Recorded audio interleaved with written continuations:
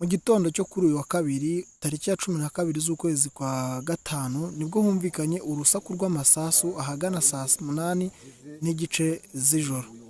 Nyuma yo kumvikana ayo masasu nibwo abaturage bose babyutse bajya hanze bajya kureba aho ayo masasu yavugiraga. Mu kuhagera basanze uwitwa Nsengimana, umwe wari mu bishe umusaza wakomokaga mu murenge wa Gashanda.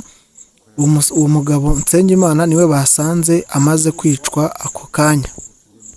Amakuru avuga ko ubwo yarazanywe kwerekana ibikoresho yakoresheje yica uwo musaza nibwo yagerageje gucika ngo atoroke, maze abapolisi baraho bafata imbunda baramurasa yitaba Imana. Uyu Nsengimana wagerageje gucika maze akaraswa amasasu agapfa ni nawe kandi werekanye aho bari bahishe umutwe nyuma y'uko uwo muntu yari yishwe maze agacibwaho n'ikirenge. Mu masaha make yakurikiyeho nibwo umurambo wa nyakwigendera Nsengimana wafashwe maze ujyanwa kwa muganga mu buruhukiro.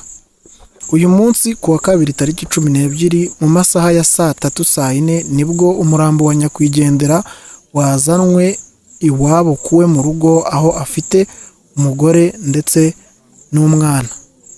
Nk'uko mubibona ku mashusho, mu masaha ya saa 9 aka kanya nibwo nyakwigendera Nsengimana yari amaze kujyanwa mu irimbi ry'ahitwa mu Rukizi mu kagari k'Umukamba, umudugudu w'Umukamba mu murenge wa Kazo aho akomoka. Aya masaha rero akaba aribwo yari amaze gushyingurwa maze abaturage nabo basubira mu ngo zabo. Niba uri mushyashya kuri Keti Live, amakuru yacu nakagaruka mu gihe iperereza rigikomeje, tuzakomeza kubagezaho andi makuru. Mwifurije gukora subscribe ndetse na like kuri iyi nkuru. Ciao ciao.